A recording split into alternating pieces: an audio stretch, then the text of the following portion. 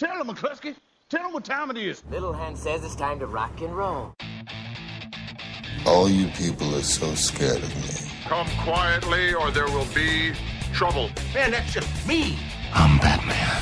This is Sparta! There is a tiger in the bathroom! I'm an excellent driver. If it bleeds, we can kill it. Pop quiz, hotshot. Keep the change, you filthy animal. One little change has a ripple effect, and it affects everything else. Like a butterfly floats its wings, and Tokyo explodes, or there's a tsunami in, somewhere. Dude, yes, exactly. Or like you step on a bug and the internet's never invented. Right. Oh, then you have to talk to girls with your mouth. Yeah, I was more concerned about bigger consequences like me not being born. Oh, yeah, no, I don't care about that.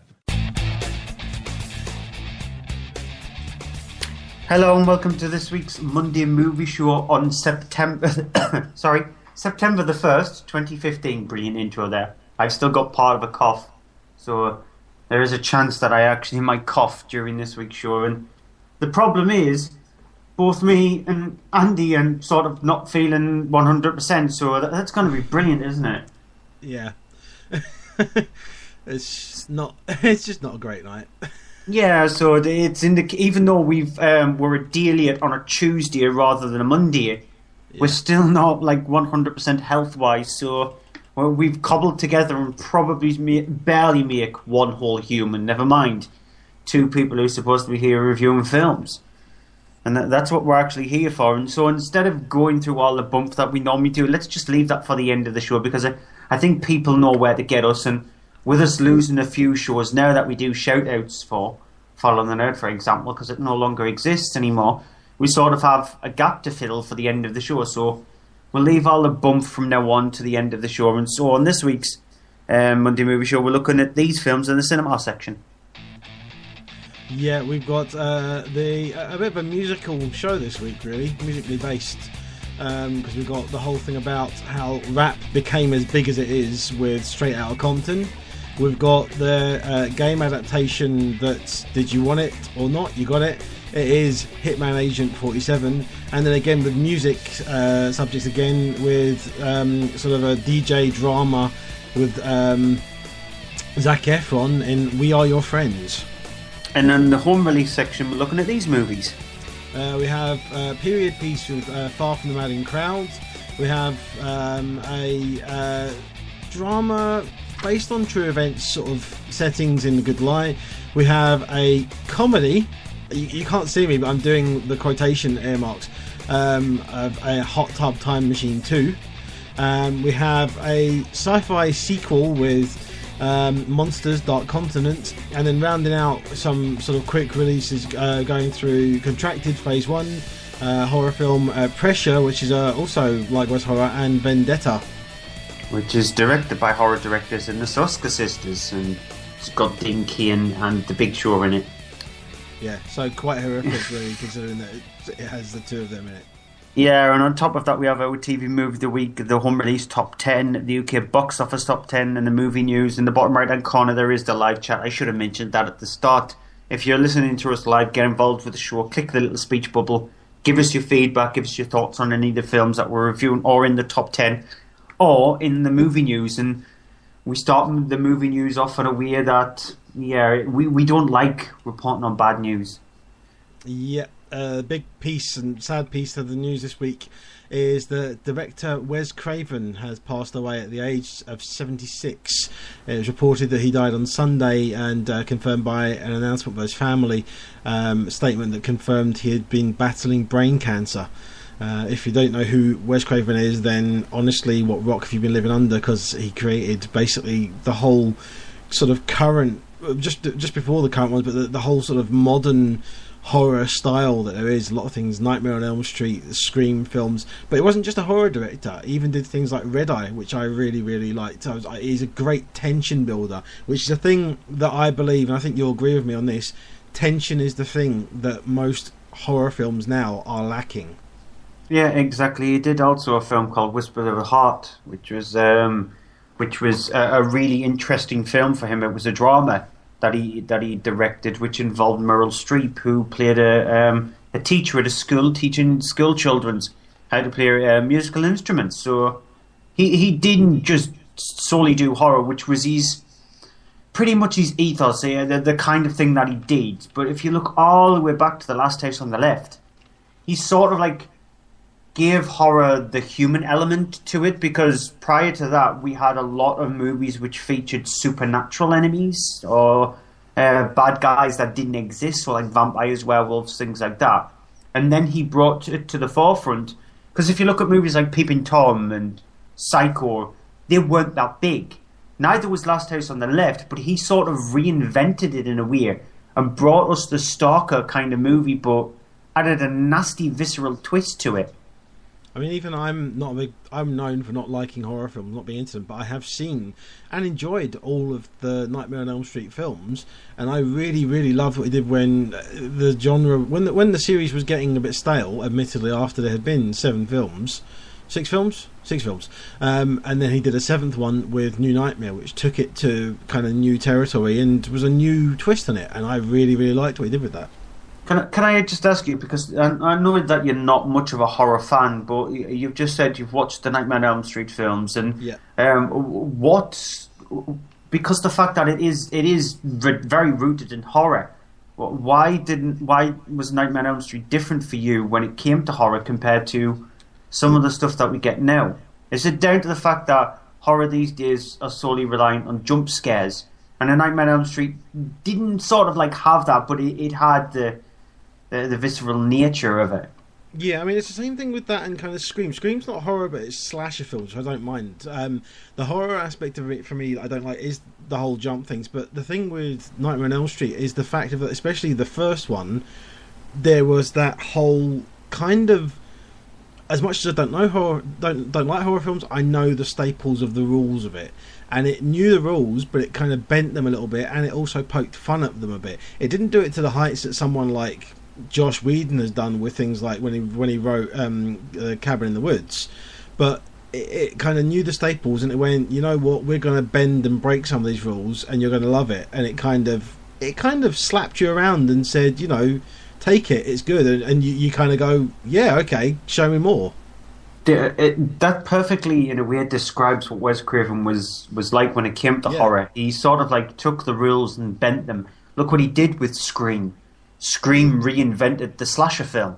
It reinvented the teen movie, to be honest, because before Scream, we especially the teen movies, they were in a doldrum of just being romantic dramas, and that's about it. And then Scream came along and melded horror with the romantic drama and brought us back to a time when we were getting films like Friday the 13th.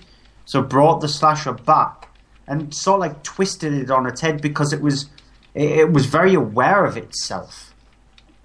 Yeah. And it's just sad to hear that his last film that he directed was Scream 4 back in 2011.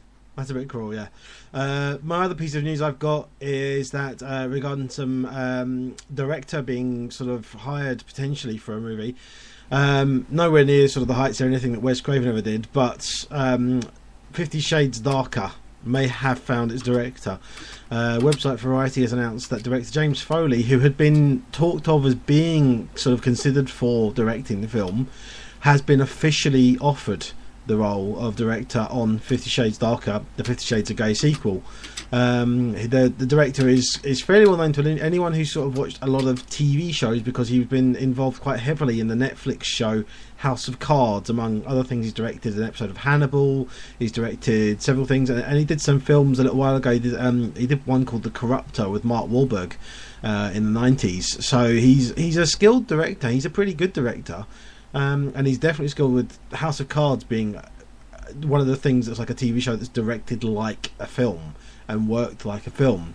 So he's someone who can definitely direct a film, but the question is, does he want to do it? I mean, it reminds me of Michael Caton Jones, who directed Rob Roy and went on to do The Jackal, and then was hired for Basic Instinct 2. Yeah, it's... The problem is they could get Steven Spielberg to direct the next 50 Shades movie, and it's not. He would have absolutely no control, pretty much, because E.L. James will not keep her grubby little mitts off anything. She cannot write to save her life, and she has said that she's going to be even more involved with the script for 50 Shades Darker. And if you've just read excerpts of any of her 50 Shades novels. They are so woefully written that if she was taking her GCSE, she would fail every single time. If she was taking an exams going from junior school, she would fail every time because her grammar is so bad. Yet it surprises you that the books themselves get published. And so no matter who they get on board, you're always going to have E.L. James just sitting there going, that's not how I do it, this is how you should do it. They need to muzzle her first. They need to shut her up first before they get in any director and before we can find out if, or even just any hope of any of the 50 Shades movie being barely watchable. Because they're not going to be watchable at all if she's involved. News I have is Lionsgate have announced that they've made a deal with Gearbox Software to bring the Borderlands franchise to the big screen. Avi and Ari Arad will produce the films, and they were involved with the Spider-Man series, the X-Men series, an upcoming Uncharted movie, and the live-action version of Ghost in the Shell.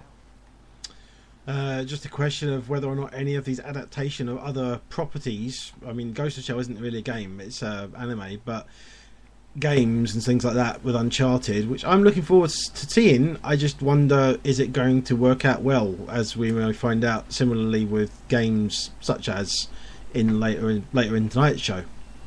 Yeah, I don't know if it'll work out well. It's all down to the casting for me and how they tackle the story, because the story is very Indiana Jones-esque. So it's quite a simple way they could do the story. It's who they get to play Nathan Drake is going to be the big question for me. And pictures have started to resurface of Michael Fassbender dressed up as the assassin in the Assassin's Creed movie. And he looked quite similar to Ezio Auditore, which is one of the assassins in that. And I think that's the character who he's going to play. So they need to get an actor who's got very similar tropes to Nathan Drake for the Uncharted film. But Borderlands is going to be a bit of a hard movie to do. Because if you've played the Borderlands games, it's very Mad Max-esque, but it's futuristic Mad Max. So it is set in a wasteland, but you've got all the quirky characters and you've got robots and all that kind of stuff. So a bit of a mixture between Mad Max and Tank Girl. Tank Girl was a complete flop, but I do like. Yeah, I have a slight little soft spot for Tank Girl because of Laurie Petty. She just embodies that character brilliantly. It's actually a film I can remember seeing at the cinema as well. Yeah, pretty much same here as well, because it was just talking dogs and stuff. It was weird. According to Variety, Mads Mikkelsen is in early talks to play a role in Marvel's Doctor Strange. All signs are indicating it could be a bad guy. I'm glad about this, but I mean, we are onto this whole thing about Marvel, as we said recently, just do not know how to handle their bad guys. And it was obvious with the last one, with Ant-Man. It was particularly obvious mentioning Mads Mikkelsen, because he was supposed to play the villain in the last Thor movie, The Dark World. But because I think it was because he was doing Hannibal at the time, he wasn't available for it. And now Hannibal's come to an end, so obviously he's now free again. Marvel snapped him up. And the problem is, though, the villain in Thor: The Dark World ultimately they filled it out the role with Christopher Eccleston, and Christopher Eccleston is a perfectly fine actor. He's not a fantastic actor a lot of the time, I have to admit. I don't find him brilliant in a lot of his roles, but he's perfectly fine. He's perfectly passable. But the role in that was a terrible role, terrible villain, horribly written, and didn't help him out at all. He's an actor that needs help, and he didn't get it. And Mads Mikkelsen is a fantastic actor. If you've not seen Hannibal, the series, you need to, just to see his performance, because he's absolutely brilliant in it. But the thing is, if the villain is going to be written the same way that Marvel are writing their villains at the moment, then no, don't do that. Don't waste him. Have him written well for, hopefully, and we'll get something really spectacular out of it. Well, isn't Doctor Strange the one that's going to be directed by Scott Derrickson, who did Sinister? So yes, it is, but it's directed by Scott Derrickson, who then went on to do, did he not, Deliver Us from Evil? Yeah, well, Deliver Us from Evil, even though I sort of like lambasted it a little bit, it still had elements that worked, and it's got creepy elements to it, which it had one sequence which I thought was really well handled, and that was an exorcism scene. other than that, there was nothing particularly spectacular about the film for me, and so I hope. I mean, the thing is, exorcism is a creepy supernatural thing, so I think that he will be great for doing a creepy supernatural vibe in a Marvel film. The question is, can he do serious characters? Because to be honest, in Deliver Us from Evil, I didn't care anything about the characters. Yet I cared a lot about the characters in Sinister. So he did show that he can do characters, and he can show that he can do grime and grit. So we'll see how he handles a superhero. Well, an anti-hero. Well, a dark superhero in a way. Couple of pieces of small news. According to Entertainment Weekly, Galaxy Quest is to be turned into a TV series by Amazon. By Grabthar's hammer. It's just weird. What a thing! What a thing for Amazon to take. The thing is, though, I can't wait to hear what starts happening when we get announcements for casting. Because, I mean, either they're going to do it and they're going to put all the money they put into it in effect and then hire a cast of unknowns, which I can see them doing. But if they don't, it would be... I mean, who are they going to get to headline it? Are they going to see if they can get Tim Allen back? Well, he's not doing much, so. No. Toy Story 4, I think, is the only thing he is doing. Yeah, I mean, he'd be a bit old for the role now, because that's now, 16 years since Galaxy Quest came out? But the thing is, Galaxy Quest is that whole thing that we were saying about earlier, about taking an idea and turning it on its head, which is really, I mean, the whole thing of actors being mistaken for really being their characters, which are, you know, super a crew aboard a spaceship, and end up finding themselves in that situation. And that I think Galaxy Quest is a very underrated film. It got very sort of skipped over by a lot of people because I think it was just badly handled and for advertising, but it has become a cult classic now that people love it. And this has got to scare you, because I'm going to agree with you again. So we agree on Tank Girl, underrated film. We agree on Galaxy Quest, because I love Galaxy Quest. It is definitely one of those films. If I see any of the channels showing it, I'll just go, I'm watching this. Because I just love it. It's just everybody's on form in that one. Especially Tim Allen used to get on my nerves in Home Improvements. But for some reason I really liked him in Galaxy Quest. And Sigourney Weaver, as well as she really does know what a character is like, and just goes with it. And so, yeah, I like Galaxy Quest. I mean, I think for things like that, for the Sigourney Weaver character, I actually think they need to try and find an actress who is, without saying this sounding horrible to an actress, but I think an actress who has maybe been in TV and struggled and not been in anything for a while and is kind of washed up. And if they find someone that will suit that perfectly, it will work on not only a level of the acting, but also a level of the sort of behind the scenes gag of it being an actress who's out of work and such. That would be, you know, someone who's been in, you know, soaps and stuff, and then has not been in something for a couple of years, and then it would be one of those things. You know, it would just work, I think. Or somebody who's sort of like maybe been in a couple of pilots that's never been picked up, or something like that. Like she's tried her hardest to get some kind of big break, but not being able to crack through. Final piece of news, it actually broke just before we went on air, is that Vincent Cassel is to play the main villain in the next Bourne movie. Okay, well, going European again. Yeah. But I want to see, as much as I know you didn't really like the Bourne Legacy, and it's kind of an offshoot one, it set up things. I want to see a continuation and conclusion of the whole thing with Edward Norton's character in that, because that was set up and not finished off. And I think, as I said again, it opened the Bourne universe up. I want to see more of that, and I want to see him somehow connected with the Jason Bourne one, because there's so many ways they could do that, and if they don't, it's actually laziness. Well, I do like Vincent Cassel. He's been in every movie that he plays a bad guy or somebody evil in. He sort of like imbues the character. You look at films like Le Chien, Doberman. He was in Irreversible, the Gaspar Noé movie. That's a bit of a hard movie to watch. Really harsh film, yeah. He was in Brotherhood of the Wolf as well, which is a fantastically underrated film. He was brilliant in that. I think the last thing I saw him in, actually, though, was Trance. And he was an interesting, not so much a villain as really, I mean, he was a bit of a villain, but he was an interesting kind of bad guy, but not a horrible bad guy. Yeah, well, actually, the last thing you saw him in was Child 44, because he was in Child 44. Yes. Yeah. So it's just unfortunately is a very forgettable film. But we'll get on that. Forgettable top 10 film. Yeah. Well, that's all the news for this week. The UK box office top 10 then. Yeah. Number 10, starting off with Minions. Yeah. Bottom. Back to the bottom, and that's probably the last week we get to do that. It's still a movie that I believe $1 billion it's taken worldwide now. The Minions. No. So you've got to do it evilly, because it's you've got to do the Gru evil empire thing. Come on, do it properly.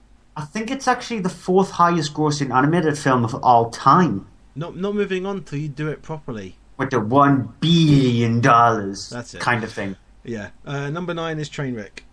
Yeah, it's not as a train wreck as the title suggests it is. It's fine.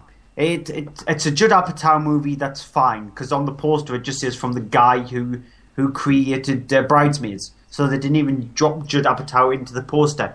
And it still suffers from his problems, where it's overly long, and the way he splits up the movie is very obvious, and it never has a proper bridging gap.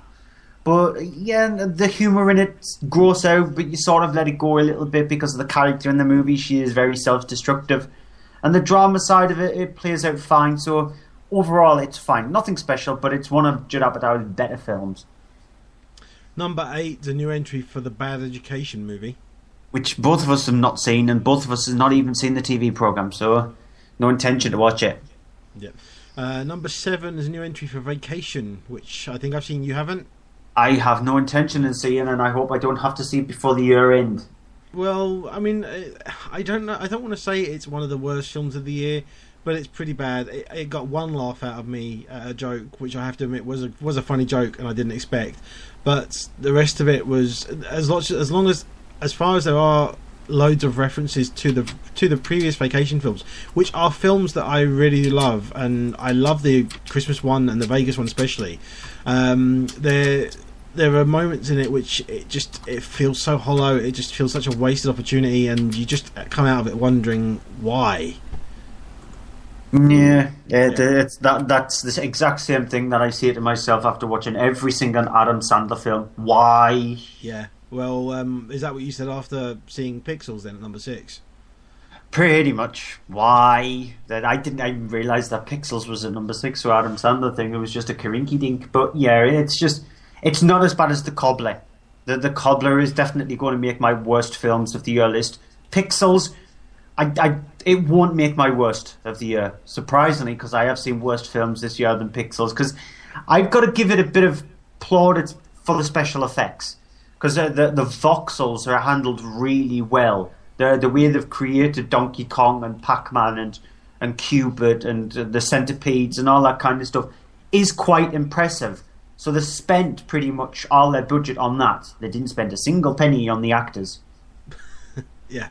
At number 5 is The Man from U.N.C.L.E., which I have not yet seen. And the thing is, I need to say about this because I actually have been thinking about this recently because I've been listening to the soundtrack by Daniel Pemberton. And Daniel Pemberton hasn't done many soundtracks. In fact, the last one he did was The Counselor, which is a film that you and I both really, really had issues with. And the thing is, The Man from U.N.C.L.E. isn't a great film, but there's things wrong with it that don't quite work. The casting isn't great, the acting isn't great, the writing is questionable for some of the characters and some of the parts of it. The direction is perfectly fine, but nothing to the level of what Guy Ritchie is really capable of doing.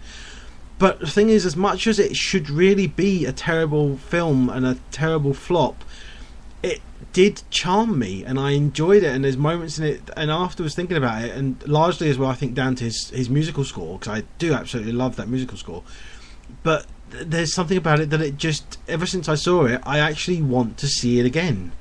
Is it going to be really difficult for you at the end of the year to try and choose your best soundtrack / scores, like it is going to be for me to choose best animated film?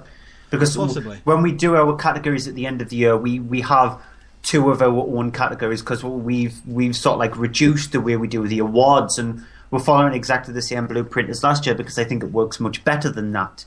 And so we have two of our own. And this year, I'm sticking with the two I did last year, Best Animated Film and Biggest Surprise. And so I'm guessing you're doing the same this year with the categories that you've probably chosen, because soundtracks is your area of expertise. So is it actually up there with some of the best soundtracks that you've heard this year? It is, because the thing is, it reminded me a lot listening to it. When I've listened to it since, it's reminded me a lot of kind of it's very contemporary, but then at times it sounds as if it's like one of the old Bond music by John Barry from like the 60s, and it's got that 60s vibe to it, which is when it's supposed to be set and everything, and it works really well in that regard. So do you think it's the soundtrack that is sort of like pushing you to go and see the film again? Possibly. Maybe to give the film a bit more of a second chance, and you never know, you might slightly like it more so, because then you can get more involved with it, because the soundtrack is going to help you along much better. Well, because it also, I mean, the film, it does have this weird kind of sense of humour, because I do have a admittedly disturbed sense of humour at times, and this film has some moments like that are genuinely cleverly funny, but they're not big laugh out loud funny moments. They're little kind of snigger moments that just make you laugh because of things like at one point there's a speedboat chase. One of them manages to get out of the speedboat and is sort of thinking, I'm going to drive off and leave him, and he just sits there and watches for a couple of minutes listening to a piece of music while the other one is chasing around the speedboat being shot at and almost killed, and he's just sitting there listening to his music. And it's just that kind of sick sense of humour thing about it, that a very dry sense of humour that I find quite entertaining and genuinely fun. So, I mean, it's not just the music, but the music definitely helps. It's strange, I mean, saying that about soundtracks. One of the worst films of the year as well, which we agree on, is Jupiter Ascending. And Jupiter Ascending has a fantastic musical score, and it actually had a great 2-CD release as well, which is very rare. You don't get that much normally released. And it's a brilliant soundtrack, but not a good film. Yeah. That's strange. Moving on, though, back to the top 10, at number 4, Mission Impossible Rogue Nation. Yeah, we have a good way of going tangents, don't we? But Mission Impossible Rogue Nation, I've said everything I can about the film. The fact that it's not the best Mission Impossible film. That's the previous Mission Impossible one, Ghost Protocol. Because I completely agree with what Andrew said when he did the review. The fact that the movie works better when it focuses more on the team rather than just on Ethan Hunt. Because we've seen 3 films prior to Ghost Protocol where it's centered on the character of Ethan Hunt. And yeah, he is a strong character, but you need to evolve the movie. You need to evolve the Mission Impossible series. And Brad Bird did that with Ghost Protocol. What happened with Christopher McQuarrie's direction in this one is he sort of like regressed back, but didn't have his own style into the film at all. He regressed back and took elements from each of the previous 4 films, and just mixed them together into a Mission Impossible melding pot, and came out with the results that is this film. So it doesn't have an identification of a director. It just, like I said, it's cobbled together, and it never gets better than its opening set piece. Number 3, a new entry for Sinister 2.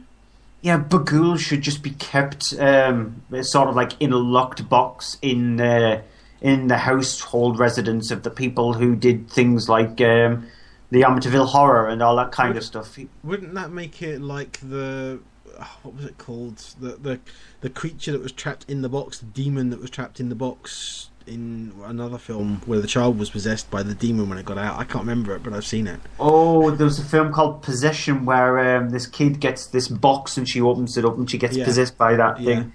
Yeah, it's just you just reminded me of that. Yeah, it's very much Bagul should just be kept and locked away, because the creation of Bagul in the first one, he was malevolent, he was nasty. You didn't know when he was going to hit, and when he did hit, there was just a creepiness to him. Whereas in this one, he just feels like a caricature, and the makeup what they put on the children is just really bad. The kind of stuff that you get left over a couple of weeks after Halloween in a pound shop, so it's there for like 20 pence, because they need to get rid of it all. And so, yeah, it's badly implemented in pretty much every single level. So much so that the lead character in the movie doesn't even have a name. He's just only ever referred to through the entirety of the movie as Deputy So-and-so.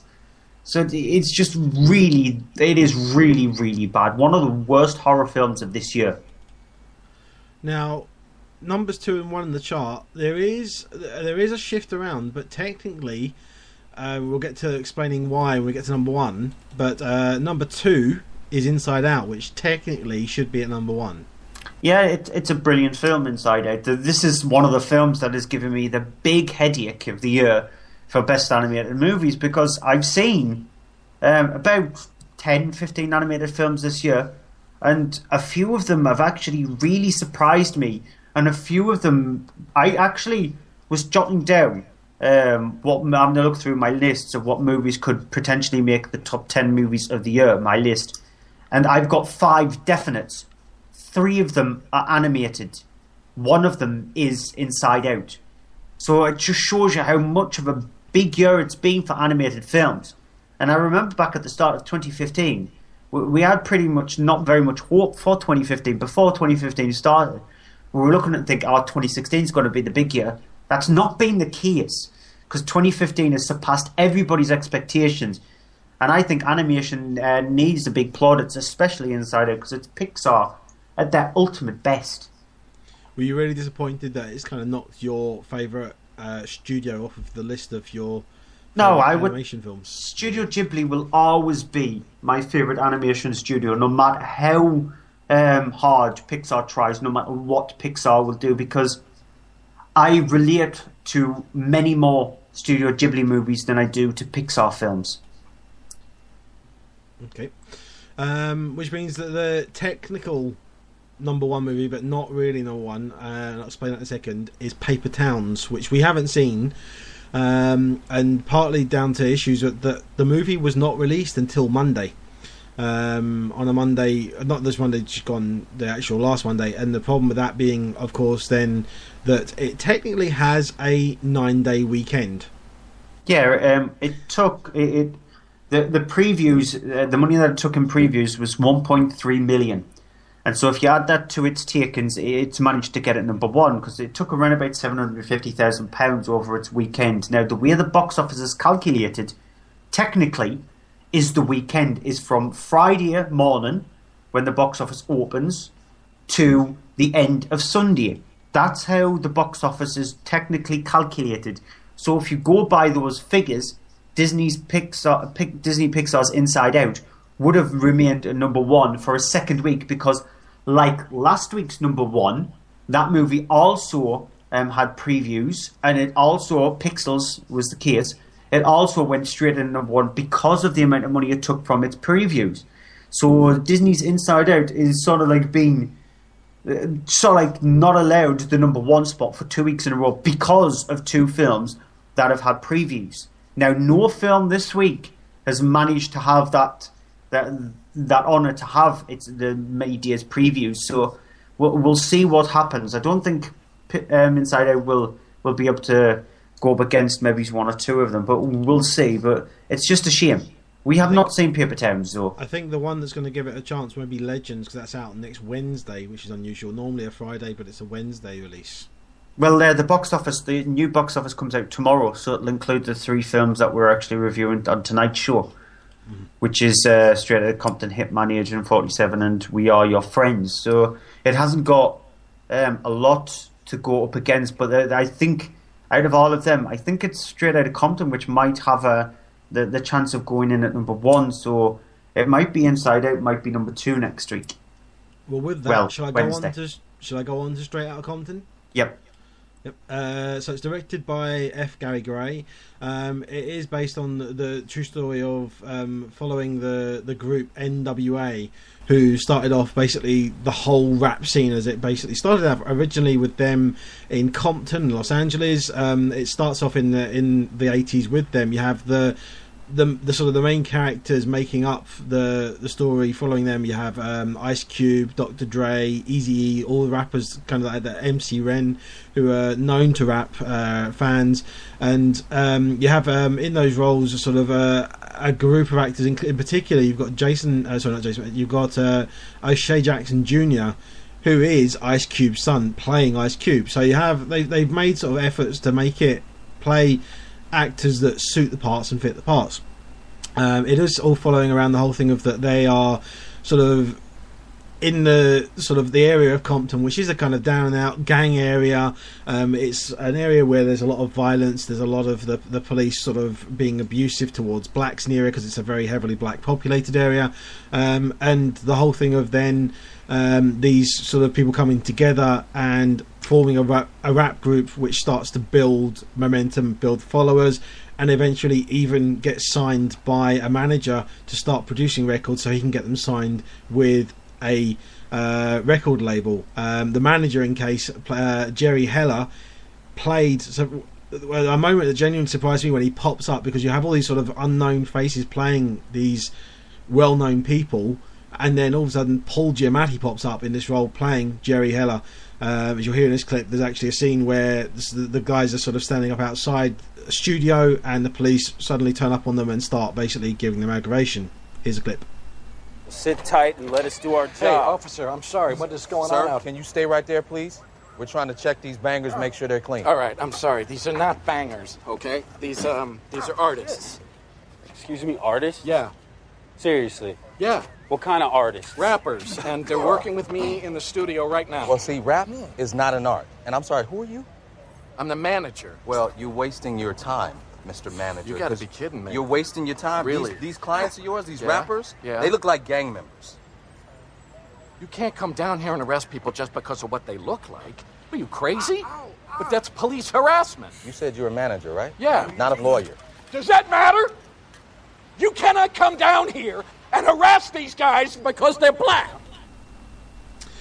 So here's the thing with Straight Outta Compton. It is a film which there are moments when things like that happen, and it kind of focuses on the whole thing of police and blacks and how that the racial tension there of them.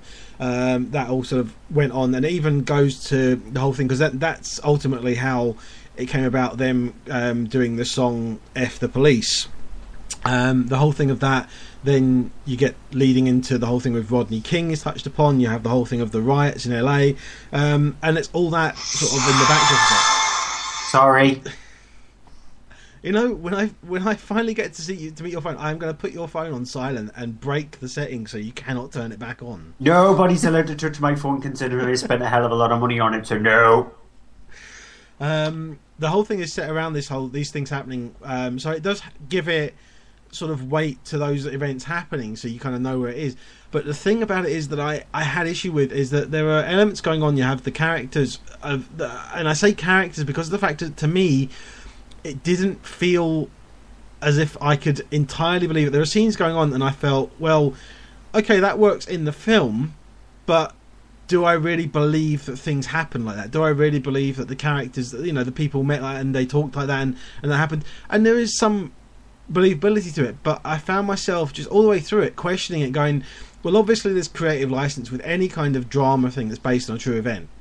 And the problem I had with this is that I found myself just feeling that there was more creative license than there was truth to elements. I could be completely wrong with it, but that is the feeling that I got with it, and it took me out of watching it. It took me out of it and distracted me from it. I do think that it's got great performances in it. I do think that despite its 2 hours and 20 odd minutes running time, I think that it's actually too long, but still feels rushed. I think there are elements in there which could have been taken out, and there's other elements in there that could have been beefed up and more done to them. So there's some scenes where it just feels like it rushes over and glosses over things, and then there's some scenes where it just feels like you go, well, why is that in there? Take that out and then give me that 5 minutes back on this other scene and focus on that more. And it just felt as if it was focusing in all the wrong areas to me. It didn't gel for me. I don't think it's a bad film. I think it's actually a really well handled film. I just don't find it an appealing film to me. And part of the issue may be because of the fact of and this goes back to things like musicals.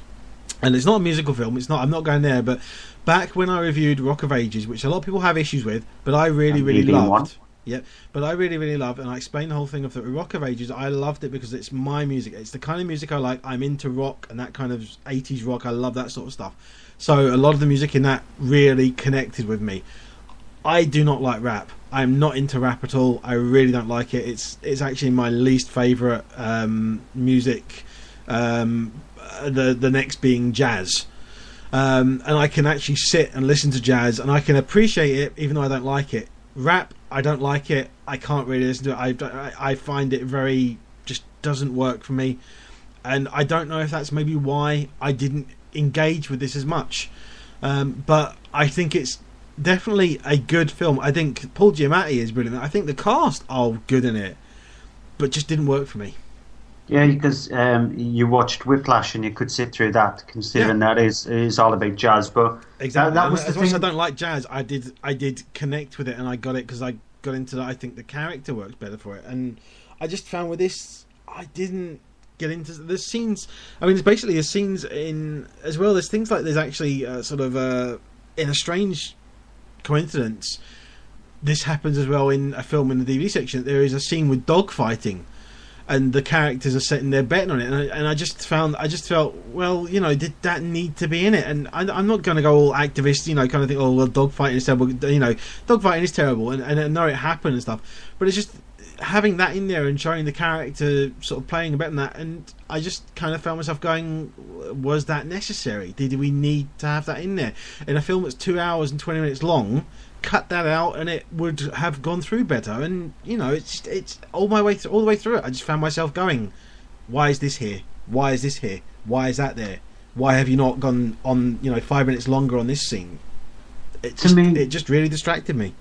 To me, from what I can gather from the film, is you'll appreciate it much more so if you know who NWA was, know that kind of music, if you're into that kind of film, because a lot of people who I know who sort of like respect this kind of music, who listen to this kind of music, are the ones that are eager to see it.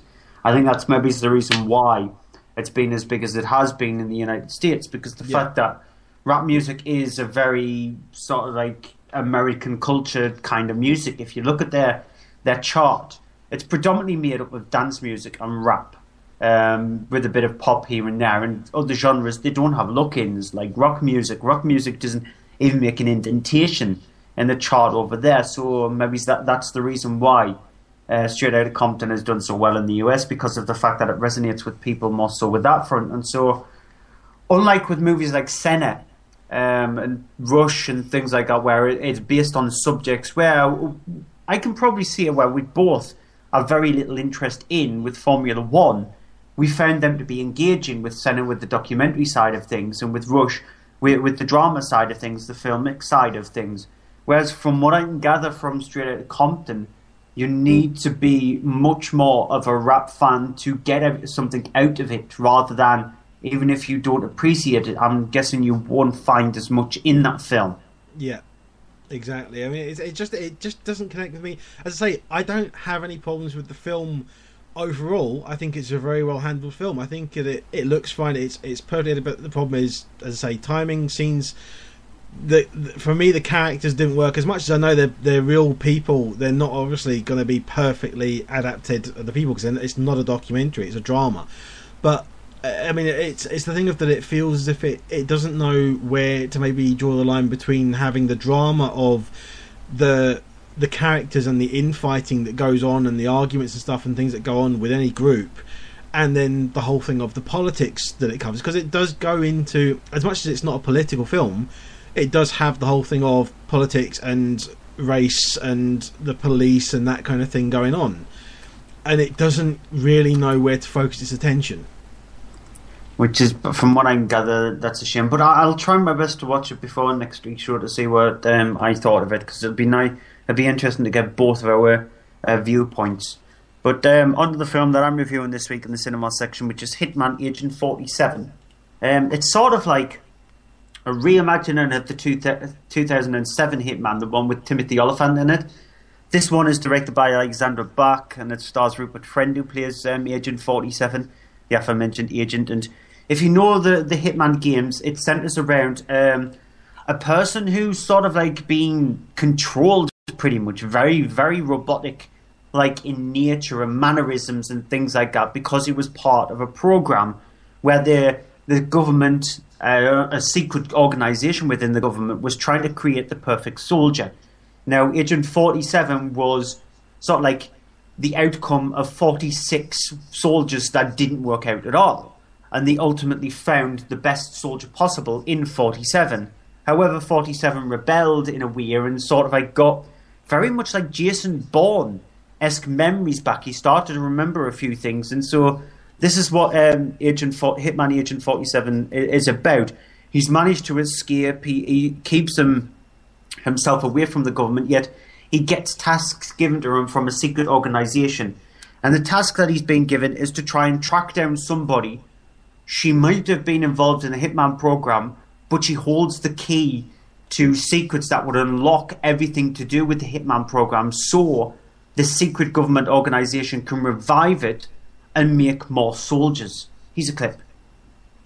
You want to tell me what's happening now? The man you're looking for, his name is Peter Aaron Litvenko. Who is he? Your father.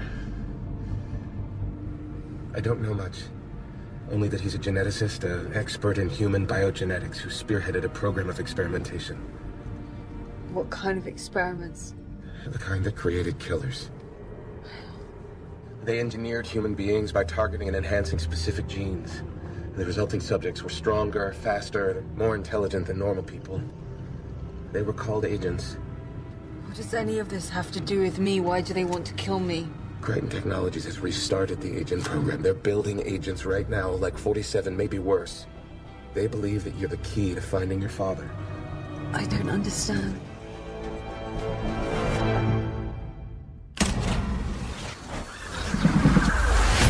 Katya! So in that clip there, you heard Agent 47 on the run with Katya, who's played by Hannah Ware, and she's the person who he has to try and protect. And it's just the film itself. You've got a bad guy supposed bad guy, who's played by Zachary Quinto in the film. He's just got the name of John Smith. And then you've obviously got the ultimate evil organization bad guy. I can't remember the actor's name, but he was in the Resident Evil films, and yeah, he was a bad guy in that as well. And Thomas Christensen? It might be, yeah. But the problem with Hitman Agent 47 is it's just very much like the last Die Hard film. It concentrates more on explosions and all that kind of stuff than what the true Hitman series is about. Now, if you've played the Hitman games, it's all about stealth. Agent 47 was never a character who went in all guns blazing. If he did that, he would have been killed. No matter what missions you took in the video games, he would have instantly been killed if he decided to go in all guns blazing. That's not the case with Hitman Agent 47 and pretty much the previous Hitman film. They've took the character and thought, oh, this is an interesting one.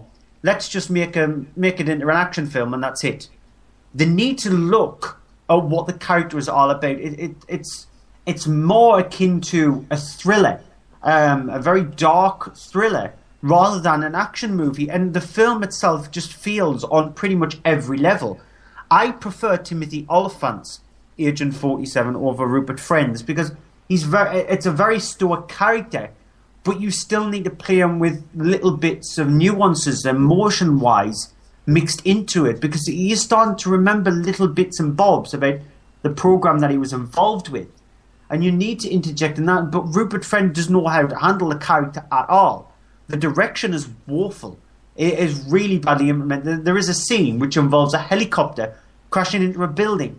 Again, that would never occur in the video game, and so much so in the previous Hitman film as well. It's just badly created, badly acted, badly implemented. It's just, I think it's worse than the 2007 film. I don't think it was, and I'm not going to go into details on it, but I'm going to say I didn't think it was as bad as I think a lot of people are making out to be. The thing I'm looking at here, I was looking at Rotten Tomatoes to see the ratings they had on certain things. Going back to things like Fantastic Four, which was an absolutely terrible film, that's currently at 9% on Rotten Tomatoes. Hitman Agent 47 is at 8%. I think that's rather harsh, to be honest. But so you can see how a lot of people have also thought this was a very, very poor movie, and I think possibly because I don't know the game, but I'm guessing if the adaptation is as bad of the game as you're saying, that's probably why. It's because it's completely misjudged. If you look at previous video games to movies, you look at Tomb Raider, the Lara Croft film. It's got mannerisms. Angelina Jolie plays Lara Croft pretty well because she's got mannerisms of Lara Croft from the Tomb Raider games. You look at Resident Evil, even though they didn't go with many of the staple characters until later on into the films, Alice still had a feel of Jill Valentine from the Resident Evil 1. Silent Hill, I think, in my opinion, the first Silent Hill film is the closest we've ever come to a really good video game to movie transformation, because it got the feel of Silent Hill perfectly. This one, the Hitman series, has just gone with the character and thought, let's take him out of there, let's plop him into a Call of Duty game instead, and that's it, we'll just do that.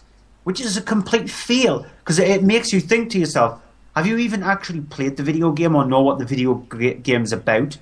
And if you're directing a video game movie, you do need to know in depth what the character is like.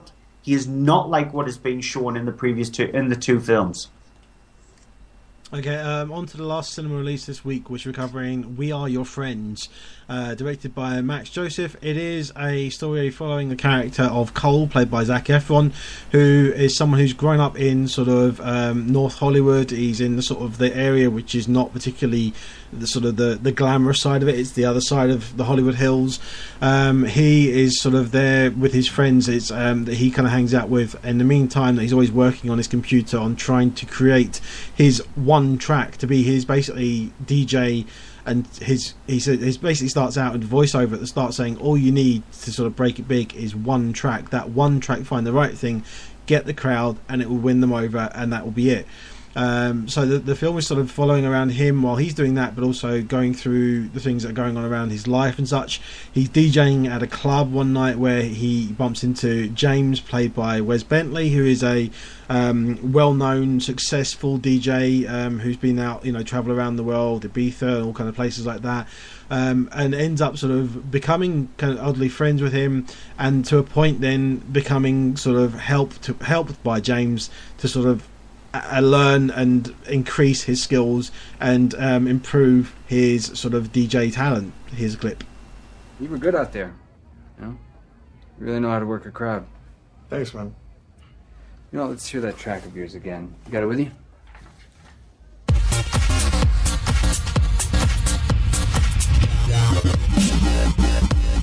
Okay, here's the thing. The beginning sounds like Skrillex's brother made it, and then right here, that sounds like early Juan Atkins to me, which is good, but you're trying to be too many different people. I want a lot of switches. I want a lot of transitions. Yeah. That's what's crushing it now. All that was missing was a hashtag. Imitation is suicide. Emerson said that. Okay. Look, you can make people dance, and that's half the battle. Any successful artist, they have this moment where they stop being an admirer and they find their signature. So you have the whole thing going on that there's also a girl thrown into the picture. You have Sophie, played by Emily Ratajkowski, who is kind of a girlfriend assistant of James, and then there's this whole sort of weird love triangle thing going on, that she and Cole sort of have this relationship thing, and then there's a question of will they, won't they, such and such. And I'm not going to say what happens and all, but if you know what the sort of typical kind of movie thing of this, then you will be able to predict how the movie goes. And that is a problem with the writing of the film and following into too many typical things and following the story. But the thing is, I have to say, I really did enjoy this film. I really got into it. I more prefer this music than I do rap with Straight Outta Compton. I'm not massively into dance music, but I do enjoy it. I do like it. I it's the kind of thing I can listen to quite easily as long as it suits me and I'm perfectly happy with it. And the thing is with this, I found that the characters felt fairly realistically well written. You have Zac Efron playing a great Zac Efron role, because Zac Efron is a really good actor. People may think, oh, it's Zac Efron and be, High School Musical, not interested, but he is actually a really, really good, talented actor. Wes Bentley is really good in this as well. He plays a kind of a bit of a washout, drunk who is kind of lost himself, and also through helping Cole finds himself again and starts, getting excited about what he used to really love and be into. And it's a film that I just found it felt very indie. The characters felt very small, and it didn't feel. I have no idea what the production budget was, but I can't imagine it. I hope it wasn't very high, because it didn't feel, and I don't mean cheaply, but it didn't feel like it was a massive production budget.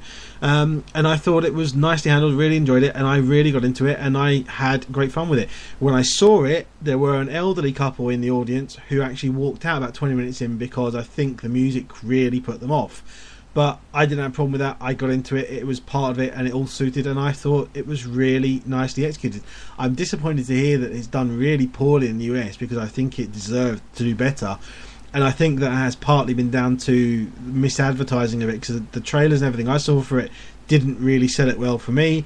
It didn't really make it the whole thing about, it didn't know to focus on the whole thing about DJing and that kind of thing. It just felt very misadvertised, and I think that has possibly hurt it more than it should have. I'm not saying it's a fantastic film, but I'm saying I loved it. I got into it, and I thought it was really nicely handled. And although, as I say, extremely, as thing goes on, predictable. Yeah, that's by the looks of things, I think it's number 14 where it went in the US box office, $1.7 million. Like I said to you before we came on air, films, when they release in 2,000 plus screens in America, that's known as a wide release. They're very similar to over here, it's known as a wide release.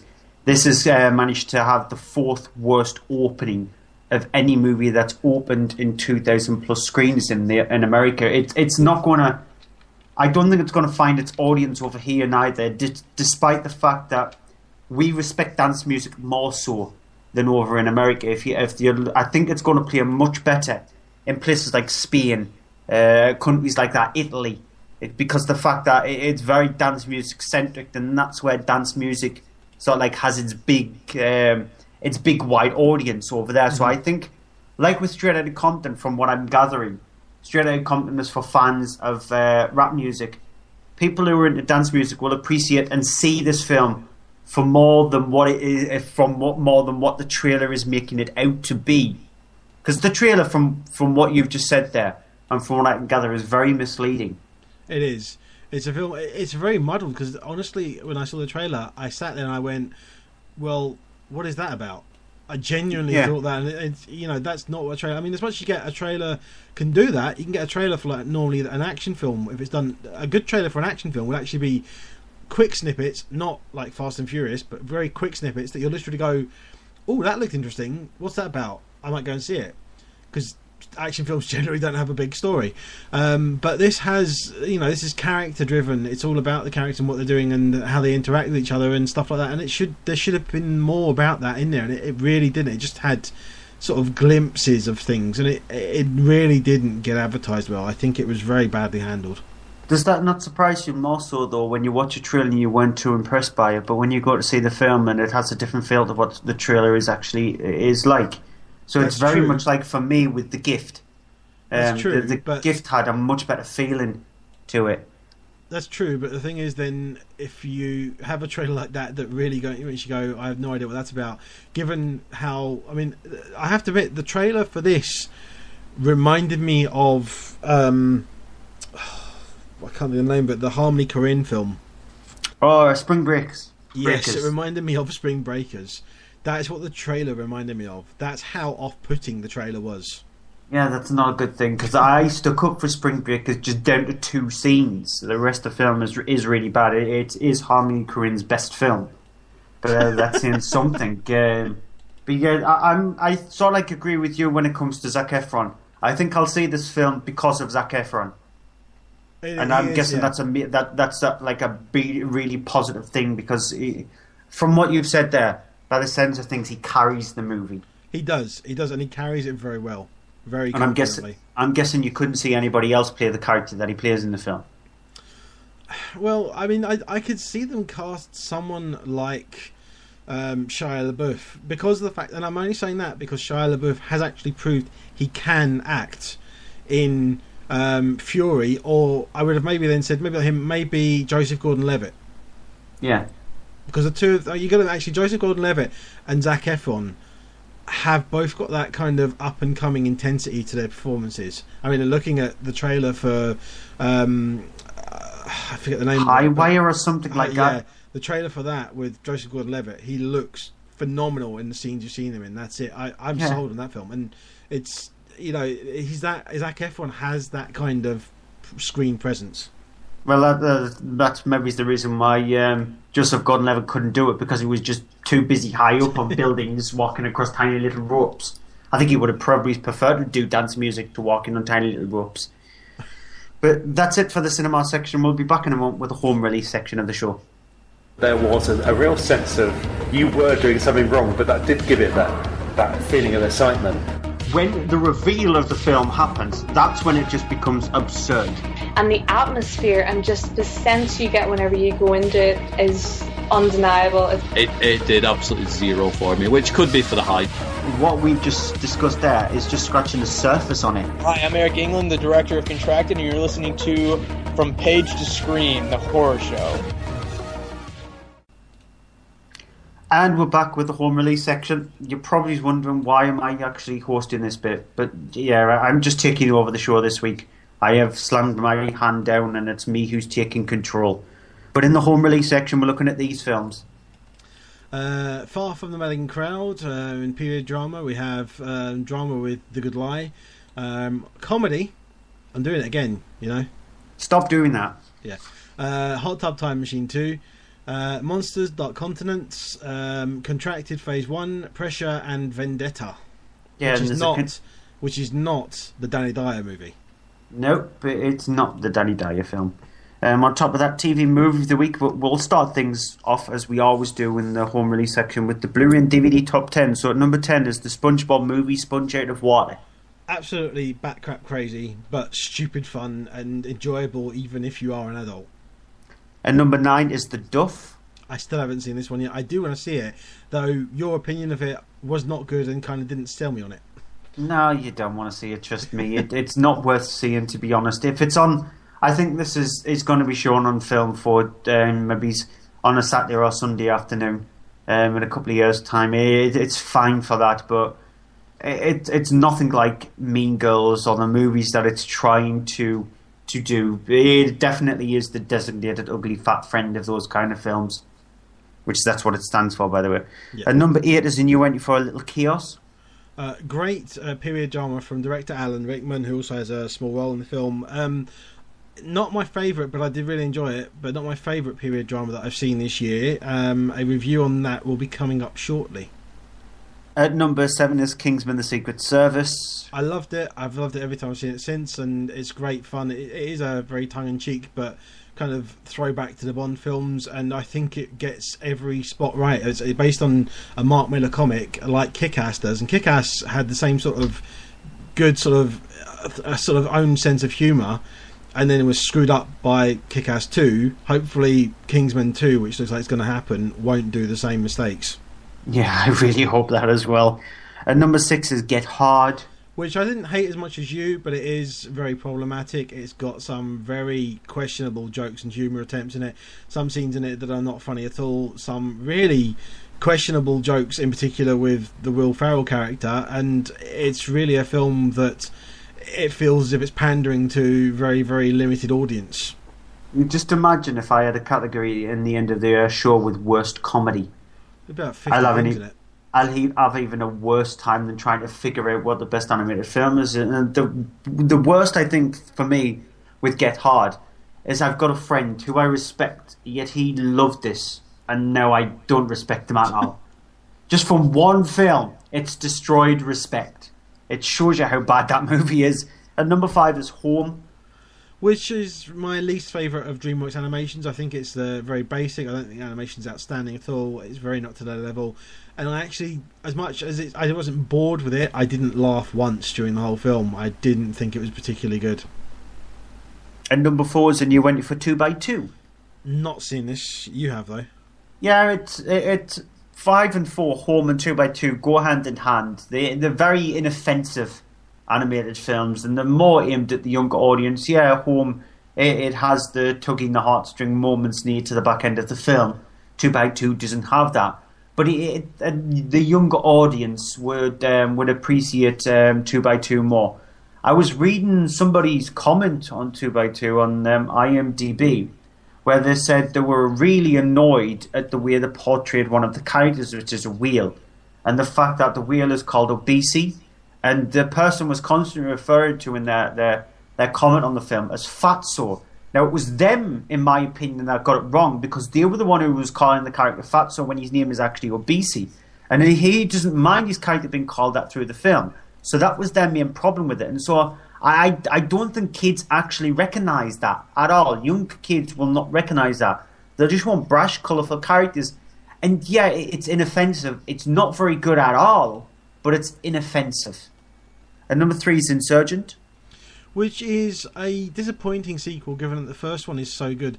The first one, for me, was better than the first 2 Hunger Games films in particular. And I really was disappointed by this, because it just went and dumbed down things for, action. And I wish they had kept more of the story. I wish they kept more of the character piece in there. It's not a bad sequel. It's just far inferior than it should be.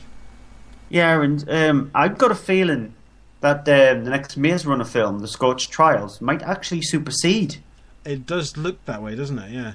Yeah, because I quite like the Maze Runner. It sort of like established itself a little bit, tried out its own sort of like twist on the sort of like Hunger Games-esque kind of movies that we have seen. And it wasn't bad. It was a good stepping stone. By the looks of things, The Scorched Trials looks to sort of like ante that up a little bit. And so if that's the case, it's gone in the opposite direction of what the other ones have gone with. So we'll see when that comes out. And number 2 is A New Entry for Child 44. Which I really didn't like. I thought it was very horribly paced. I thought it was badly written. I think it's actually far too long. And it should have actually been considerably shorter and had more better written characters and more things going on. It focuses, again, said it earlier to do with other films, but it focuses completely in the wrong direction of where it is. And it's one of these films that's trying to be based on a true story and tell the true story, but at the same time not tell a film and not do it as a drama. And it again, completely messes it up because it doesn't know what to do. Yeah, I completely agree with you on that. Number 1 is A New Entry for Cinderella, which I haven't seen yet. Yeah, I think maybe it's the reason why this has gone in number 1 is because people are buying it for the Frozen short. You can just imagine if they released the Frozen short on its own on DVD. That would have been number 1 straight away, even though it's only 10 minutes long. But I think a lot of people... I think it's a lazy film. I wasn't enamoured with the movie as much as a lot of people were. I was sort of like in the opposite direction. I just think that nothing original was apparent in the film at all. I just think it was lazy direction. Acting-wise, it's fine.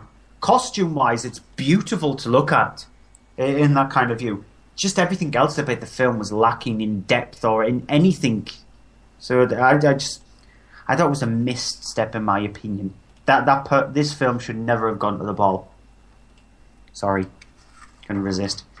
Right, first review of the night in the home release section is Far From the Madding Crowd. It's directed by Thomas Vinterberg and it's based on the Thomas Hardy classic novel from the late 1900s. I think it's something like 1870 something anyway, but it's the late 1900s as well. And the film itself is sort of like being told before back in the 1950s, and this is sort of like pretty much a retelling of that one. And in this film we see Carey Mulligan, who plays Bathsheba Everdeen. Bathsheba, not Bathsheba, as I was wanting to constant call her through the film, but it's Bathsheba Everdeen, no relation to Katniss Everdeen. And she's a very smart woman. She's a very educated woman. She's a woman who sort of like pretty much got male tropes in the film. She doesn't let men get her down. She's living with the relation in this sort of like, I wouldn't say dilapidated house, but because it's nicely upkept, it's a farm. And she has the farm area there which she takes care of. One night after riding on a horse, she comes across another farmer who's played by Matthias Schoenaerts, and he pretty much just pops the question just straight away. He instantly asks for her hand in marriage, and obviously she relents. She doesn't want anything to do with that at all. Actually, he's a clip to set that up. Now you've all met our new shepherd, Mr. Oak. You understand your duties, Mr. Oak? If I don't, I'll ask, ma'am.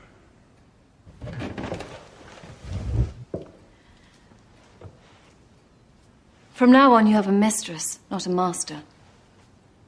I don't yet know my talents in farming, but I shall do my best. Don't suppose because I'm a woman I don't know the difference between bad goings-on and good. I shall be up before you are awake. I shall be afield before you are up. It is my intention to astonish you all. Back to work, please.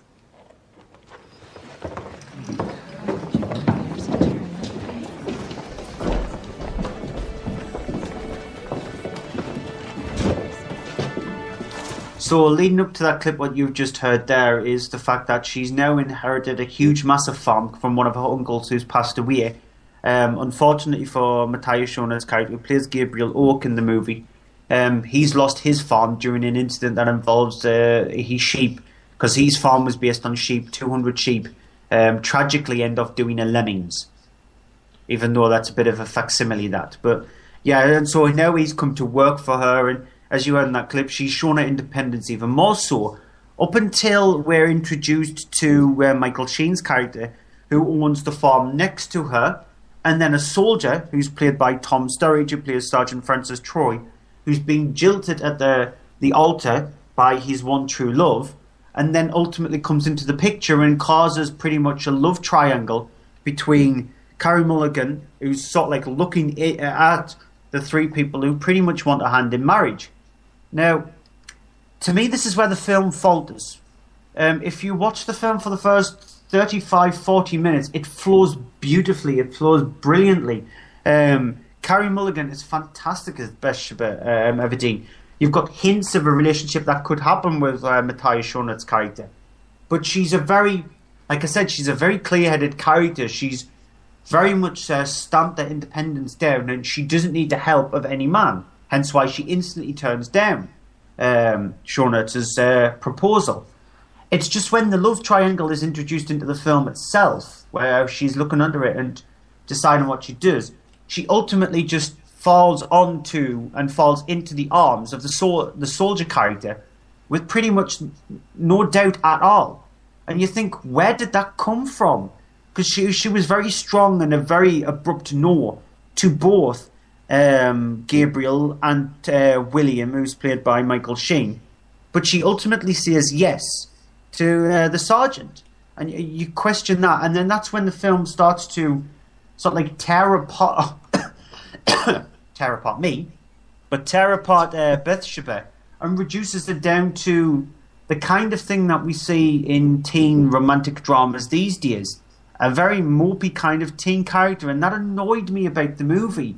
It just, I was thinking, I was watching an independent woman here, and then you just strip her down to her bare bones, and this is sort of like maybe showing her a sympathetic side, but you leave her in the doldrums for a good hour of the movie, and you reduce a character down to being pretty much a yes person, and so I didn't much like that. She gets back at independence more so near to the end of the movie where incidents start to occur. But I sort of like lost respect in her character, and it annoyed me. Acting wise, the film is really well done. I just think that maybe the love triangle wasn't needed, and we could have lopped off maybe the sergeant character and just concentrated on both Schoenert's and Sheen's character. I think the film would have been handled much better that way, and so we didn't need the three men in the film at all. Cinematography-wise, it's beautiful. It's absolutely gorgeously shot. We get some absolutely beautiful panoramic views of the English countryside and the cliff sides and all that stuff. So it's beautiful to look at. Musical-wise, I think the score was handled really well. So there's a lot to admire about this one. But I wasn't overly enamoured by it, and I felt annoyed with the way the film was in the middle section. I really enjoyed it. I mean, I can understand where you're coming from on that, but I gotta say, out of this and I forgot the name of it now. Little Chaos. Yeah, Little Chaos. Out of those two, this was more the film I found I got into more, and I really loved it. And I don't normally go for that kind of thing, but I really found it engrossed, and I thought it was really well handled. And I think that's largely down to Carey Mulligan's performance, because she is absolutely fantastic in it, and also Matthias Schoenertz is fantastic in the film. I really do like him as an actor. I think because this was only the the second film I'd seen him in. The third one being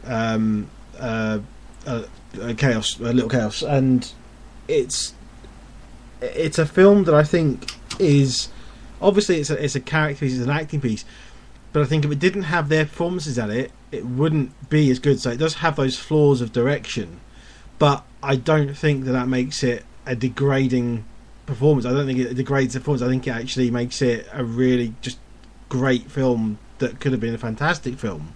But I still think I enjoyed it a lot more than you did. Yeah, I can definitely gather that, because there was a film released earlier this year called Testament of Youth, which I think they've both got very similar feels to it. They're both set during a war-torn England, different wars, but they're both set during that kind of thing, and how hard it is for people to survive during that kind of thing. And I think Testament of Youth handled the movie much better. But I completely agree. If you had two other actors, if you took Carey Mulligan and Matthias Schoenaerts out of the picture and replaced it with two other people, it would have been pretty much an abysmal film, or it would have fallen down, because Carey Mulligan and Matthias Schoenaerts both carry the film, because when they're both on screen together, there is a proper connection there. You definitely feel they belong together. They're both perfect for each other. It's just annoying. She goes through a lot of pretty much downs during the movie, going from man to man, just sort of like, I wouldn't even see her sort of like have a future, because the farm that she's got, she's perfectly in control of it. She even sees in the scene there, well, actually just after that scene there, where she wants to muck in with everybody who works there. She wants to get up before they do.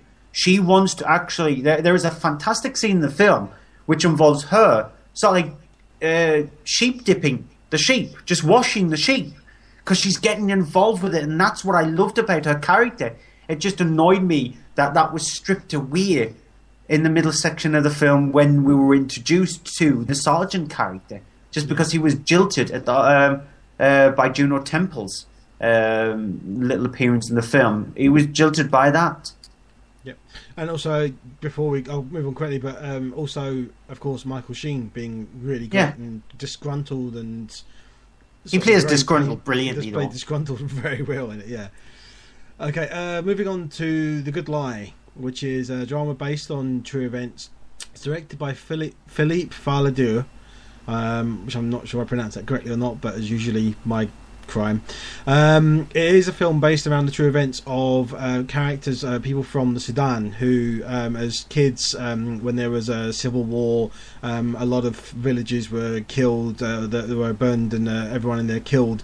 Some refugees that, in this particular occasion, several children that we see in sort of a flashback at the start of the film, are escaping from their village after it's been burned and everyone else has been killed.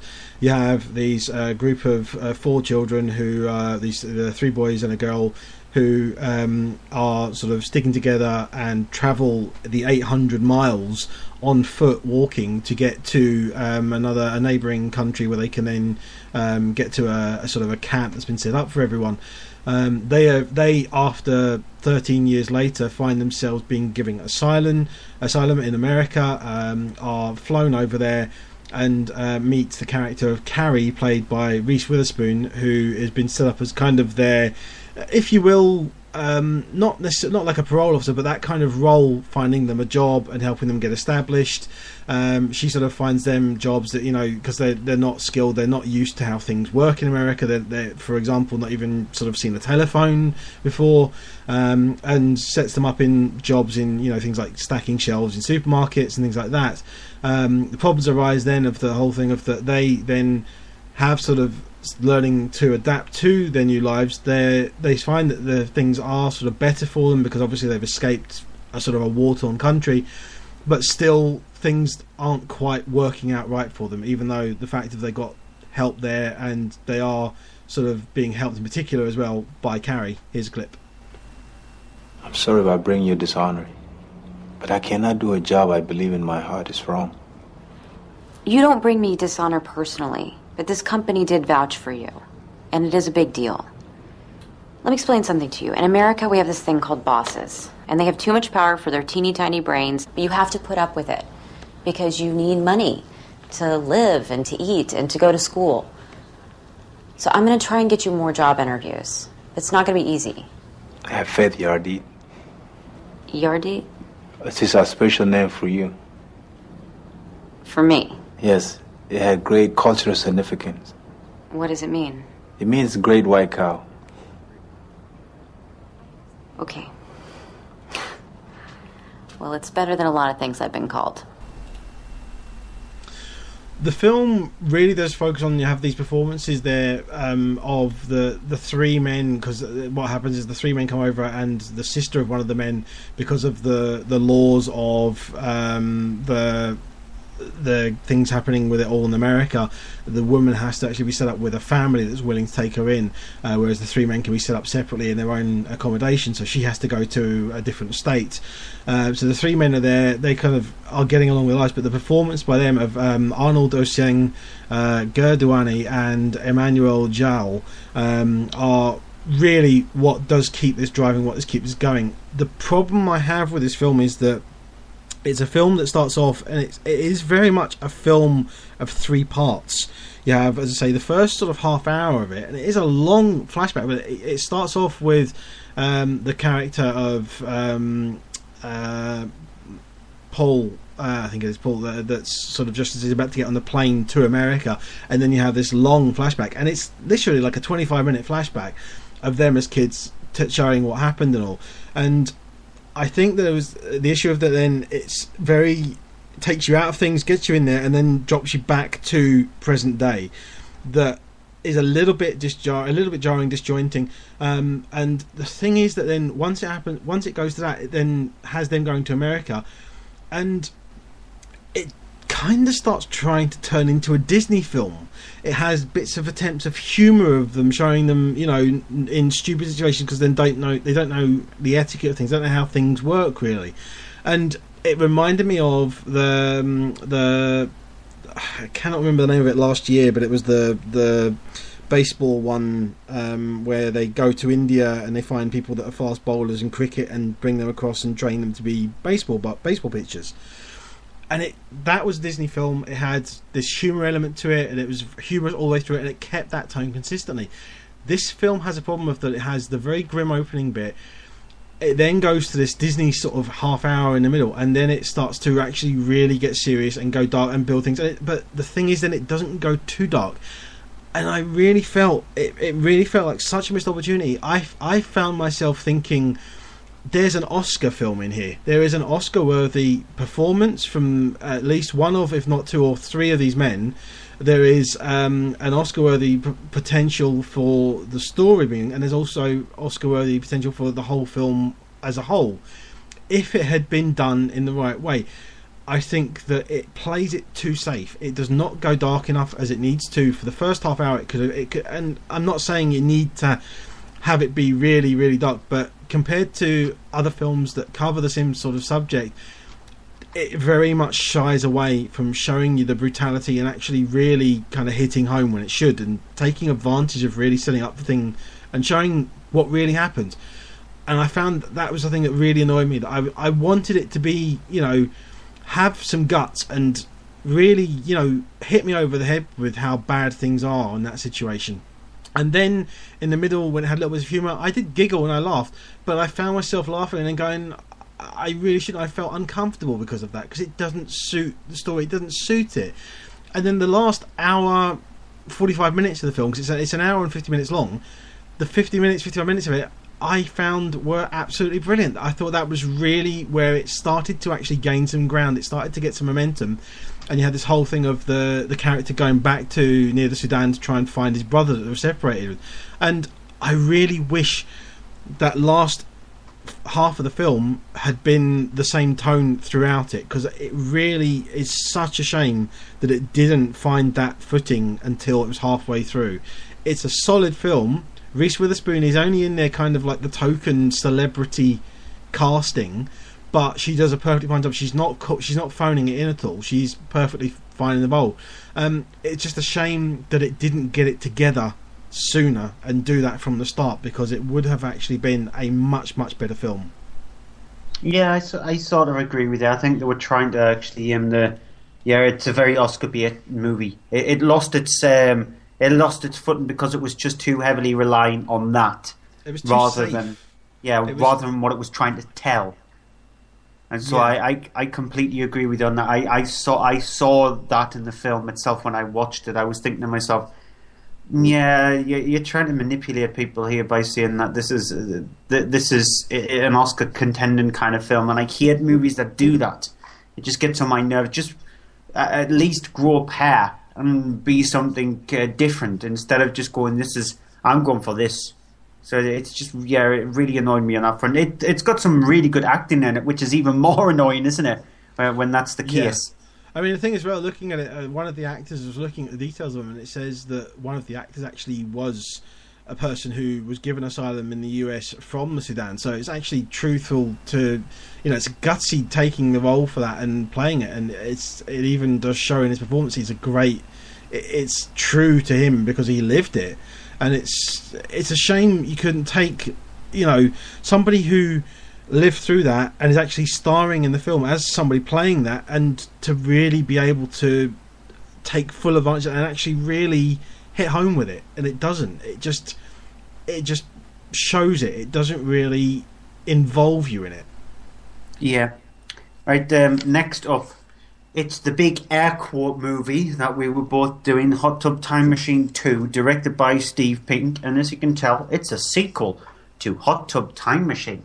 I know you couldn't tell, could you? The kind of film that you never expect to get a sequel. And this one, they centre the film predominantly mainly on Lou, who's played by Rob Corddry, and he finds himself into trouble, in a lot of trouble. So what he decides to do with the help of his friends, played by Craig Robinson and Clark Duke, is to fire up the hot tub, because he didn't realise it was there, yet they reveal, yes, the hot tub does exist, and so they fire up the hot tub to try and go back in time so they can change.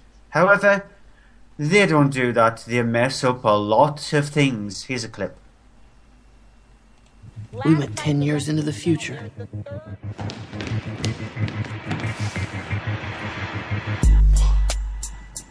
I'm distinguished. I should shave this, right? Yeah, that's not a good look. This is so smooth. I don't think I went bald. I think this is a choice, like a Andre Agassi or Bruce Willis or something. You don't look anything like either of those two people. For one, they're fit and handsome, and you're neither of those things. You look like a turtle crawled out of a shell. You look like you give lectures on public access. You look like a grown-up Gerber baby. You look like an egg gave birth to another egg. You look like Gandalf the Poor. You look like you advised Lando Calrissian. That's a good one. You look like the guy that owns the one house that ruins the whole street. You look like you've never made a correct decision. Ever. I gotta admit, I kind of like this. I want to hit you into the corner pocket. Yeah, and as you can probably guess from that clip there, hilarity ensues where one mistake leads to multiple other mistakes. And as you can tell, I can't even be bothered to explain the film because it is really repulsive. There isn't anything about this film where it's remotely laughable. This is The Hangover Part 2 of the series. It bombed at both the UK box office and the US box office. There is no chance, I'm hoping there is no chance for a third film in the series unless the actors in this movie bankroll it themselves, which is definitely not going to happen. It's just avoidable on every single aspect. Lou's character in the first one was nowhere near obnoxious and annoying as he is in this one. They've heightened that up to 50. What they've done is they've got loads of amps, melded them together and turned them up to 50. And that's what his characters are like. He is so repulsive and annoying after the first 30 seconds. You think to yourself after 5 minutes, why are you still watching it? And unfortunately for us, we're still watching it because we have to review it. And it's awful. It's beyond awful. It doesn't even need a rant.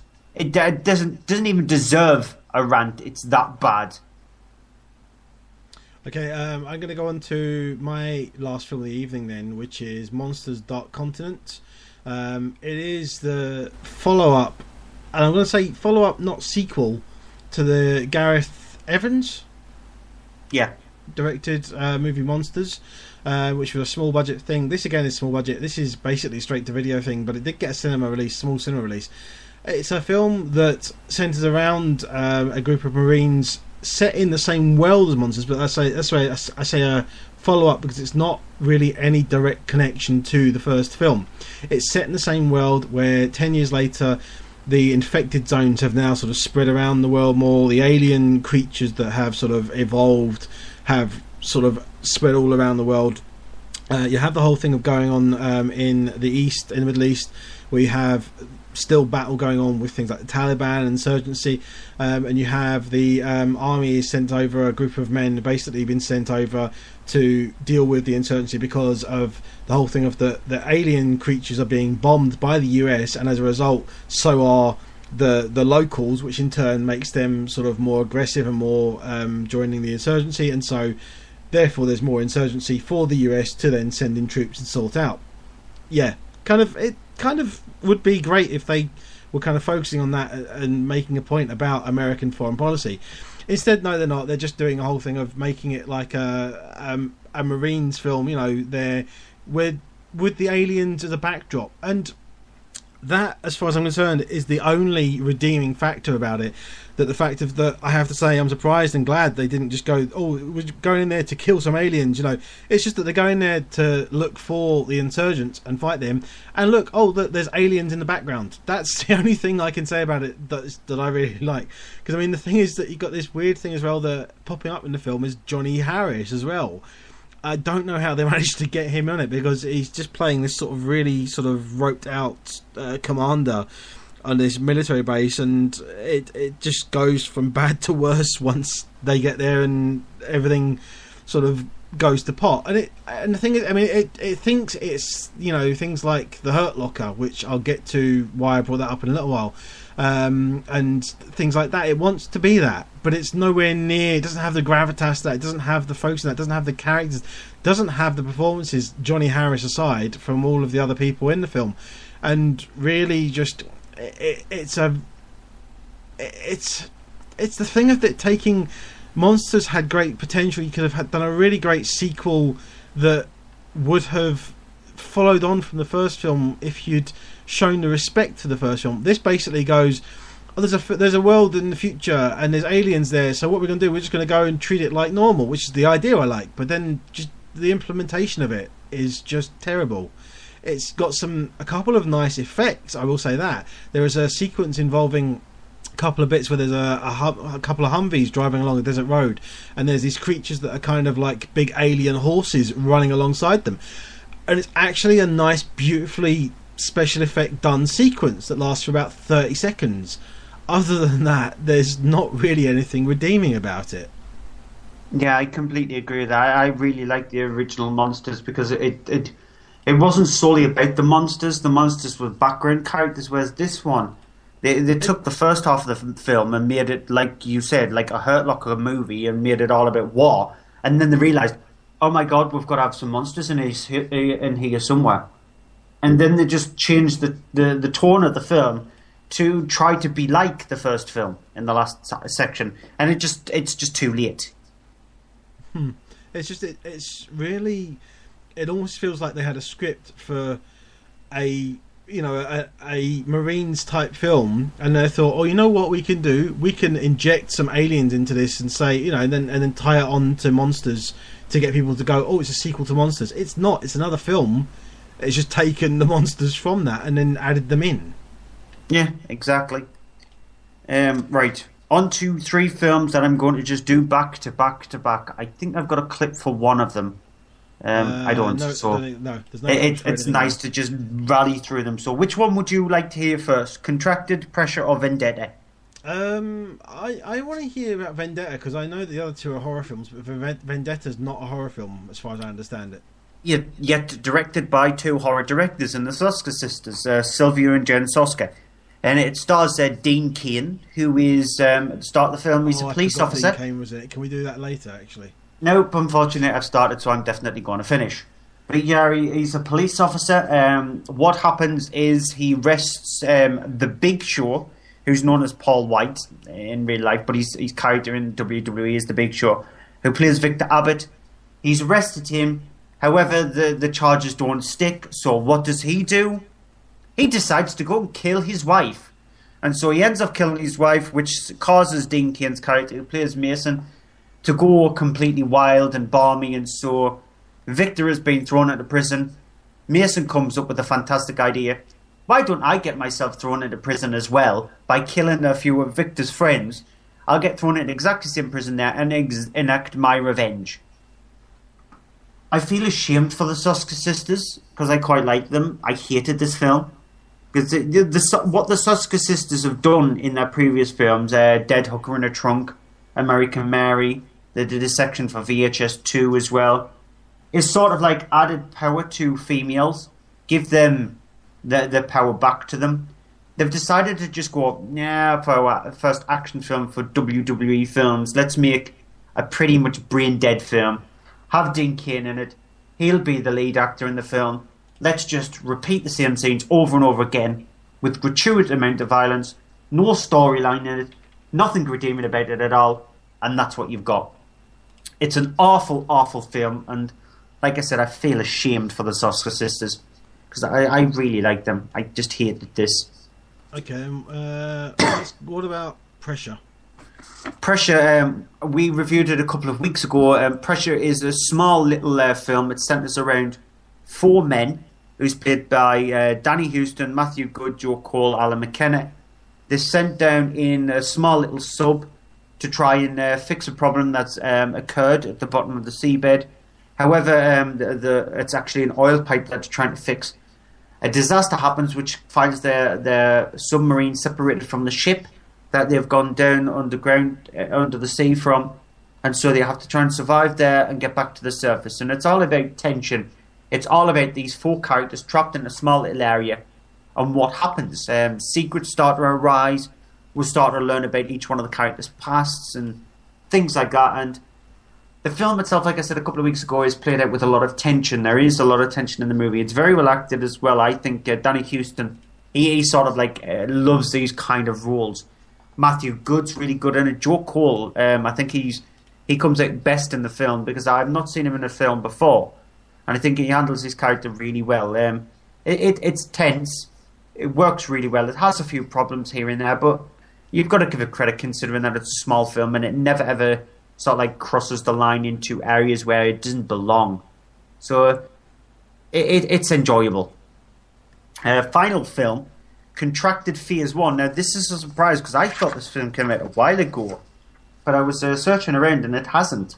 It was released in America as Contracted. Over here, it's known as Contracted Phase 1. Sorry. It's directed by Eric England, who I've spoke to in the past. He's a horror director who directed a film called Madison County. And he's an interesting horror director because he understands the horror genre. Now, if you're directing in a genre, you need to actually understand the tropes and never fall into it. And so this film, it stars Najara Townsend, who plays Sam. And it's all about a movie which involves her character getting a sexually transmitted disease, even though you never see her having any kind of intercourse during the film, which starts to infect her body. It starts to disintegrate her body bit by bit over the time, and she needs to figure out where it's come from. You never fully find out where it's come from, what's caused it, and try to find a way of, 1, not pass it on to anybody, and 2, trying to find a cure.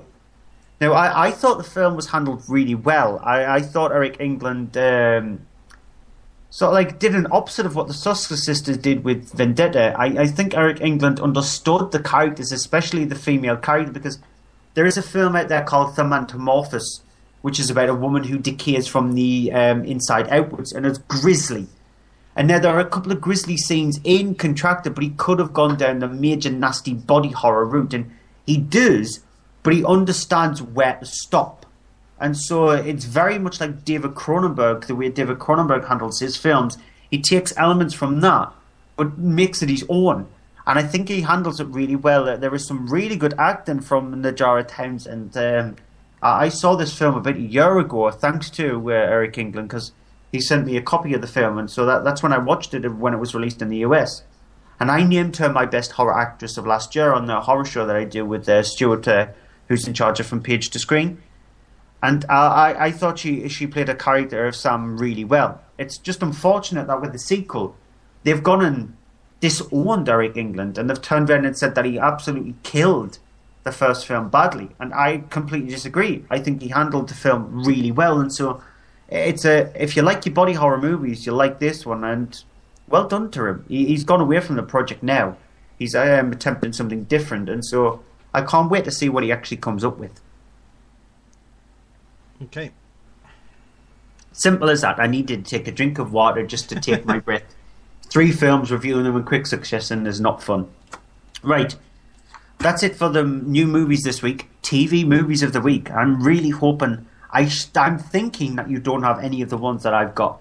Well, I've only got 2. We normally have a lot of them, but I actually had a look, and to be honest, there's quite a lot of bad films on this week. So I only picked 2, and they are both war films as well. Yeah, I don't have any war films, so I'm good. Okay, it's a double bill on Sunday, the 6th of September. You have on BBC 3 at 9 o'clock is Jarhead, which is... good choice. Very good film. It's with Jake Gyllenhaal in it. With Jake Gyllenhaal, one of our favourite actors, I think. And then going on to 11:30 after that on Channel 4 with The Hurt Locker, as I mentioned earlier, which is a great film, and also Catherine Bigelow directed, and it's a great drama as well. It's a very indie film, but 2 very, very good psychological war dramas there. And which one out of those 2 would you choose? The Hurt Locker. I sort of like would. It's really difficult because I think The Hurt Locker, both Jarhead and The Hurt Locker are fantastic films. I would slightly side more to Jarhead. I've seen it more times than I have with The Hurt Locker. I've seen The Hurt Locker twice. I've seen Jarhead about 6 times. I'm the opposite. I've seen The Hurt Locker a lot more, so that's probably why. But I do like The Hurt Locker. There is a few scenes in Jarhead. There is one scene which involves the horse which walks through the oil fields, and that scene is really jarring. It's beautifully shot, and so it sticks with me more so mainly because of that scene. And Jake Gyllenhaal is just amazing in that movie. The movies I've chose 3, and unfortunately you're not going to be very pleased with one of them. But I'm going to leave the movie that I would have chose for movie of the week, TV movie of the week, till last, even though it's the first on my list. But the films I've chose, because it's the end of school term, and I have to mention Studio Ghibli, so sorry. But Princess Mononoke is on Film 4, Thursday the 3rd of September at 2:10 in the afternoon. If you've not seen Princess Mononoke, you need to see it. It's one of the most adulty Studio Ghibli films, along with Grave of the Fireflies. And so, yeah, it's interesting time for them to actually show it. Second film of choice, this will surprise you. So I'm guessing you might not have seen this in the list, and you'll think to yourself, he actually quite liked that film. Okay. But on ITV2 on Saturday the 5th of September at 2:55 in the afternoon, Small Soldiers. Okay. It's directed by Joe Dante, and I actually really like Small Soldiers. It's an okay film, yeah. It hasn't aged brilliantly, but I actually really like it. It's a lot of fun. It reminded me of Gremlins. It's a much more child-friendly version of Gremlins, but it reminded me a lot of Gremlins. So that one. But the movie that I would choose out of the 3 that I've got written down for my TV movie of the week is on Film 4 on Thursday the 3rd of September at 11:15 at night. It's a small little British drama called What Richard Did. I really, really like this film. Jack Rayner, who plays Richard in the film itself, he's absolutely fantastic, and it just centers around the character of Richard. And throughout the film, he is a person who's an athletic person. He's high up in school, but he's done something. He has a secret, and you discover through the film what that secret could be, and how much it could fracture not just his life, but everybody who's involved with him and everybody around him. I thought it's handled brilliantly, scripted brilliantly, directed brilliantly. And if you've not seen it, I highly recommend you watching it. It's a movie that not a lot of people have actually seen, but I think it definitely deserves a lot more plaudits than it got. So that's my TV movie of the week overall, What Richard Did. But overall, though, out of the films we reviewed this week, what is your movie of the week? Well, I'm still going to go with the film I originally had, but I'm kind of wanted to say Justified because I know that it's had bad press and it's been a very mixed reaction to it. But I'm going to say We Are Your Friends, and I just was looking up some details about it and found that apparently the budget's never been confirmed, but people around places have speculated its budget would only have been film-wise between $2 and $6 million, which is not a lot for a film. That's some people saying $6 million, including all marketing. So, yeah. I mean, that's not a lot for a feature film. So, I mean, even that small, I think it needs to be looked at. I'm thinking maybe they didn't necessarily need to release it in the cinema. If it had been like a home release or video on demand, it would matter. But I'm still saying We Are Your Friends because I just preferred that to Straight Outta Compton, which I had more issues with. Yeah, I've had a week where I've not had very good films at all. So if I have to choose my movie of the week, it has to be in the DVD section, and it has to be Eric England's Contracted. Because the rest of the films that I've reviewed this week, they're just far from the madding crowd. I respect it from an acting point of view from Matthias Schoenhertz and some of the actors involved in it, and Carey Mulligan especially. But I think it's Contracted, which is my movie of the week. But that's it for this week's show. We will be back next week, either Sunday, Monday, Tuesday, either one of those 3 days. You'll find the details on the site anyway, which is mondaymovieshow.co.uk. Drop us some feedback on Facebook, facebook.com/Monday Movie Show, on Twitter at Monday Movie Show. Andrew's on there at EHDVD. I'm on there at Cryptic Tadpole. Email us, mondaymovieshow@yahoo.com. During when we're not on air, you can still leave us messages on Spreaker's chat wall. We'll have a look at them. Just give us your feedback. We're also on Android, on all the feeds on there, and on iTunes and YouTube as well. So there's multiple places where you can leave us feedback. Leave us ratings on iTunes. You never know, it might just actually bump us up and get us more people listen. So it's always helpful, just simple rating. Even if you just be honest. 5 stars is nice though. But yeah, why not? We've got to pimp it up a little bit.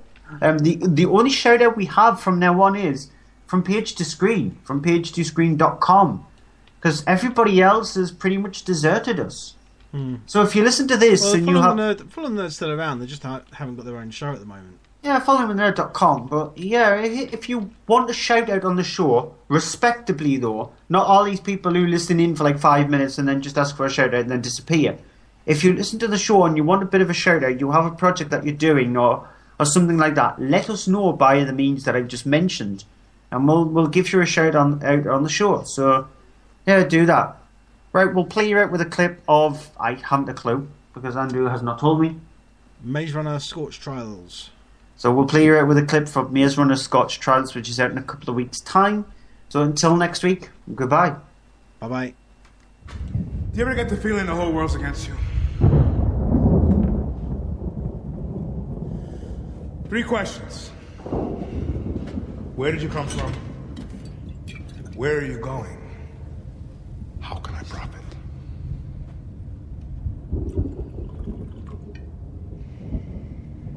Don't all answer at once. Ready for the mountains. Looking for the right arm. You're looking for ghosts, you mean?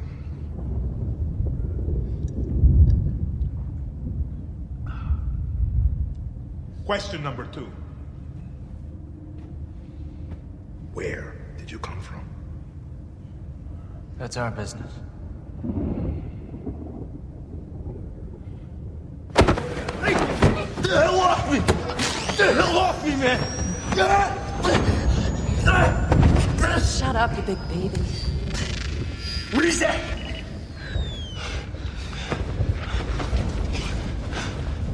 You were right. Right about what? What is she talking about? I'm sorry, hermano. Looks like you're tagged. You came from Wicked.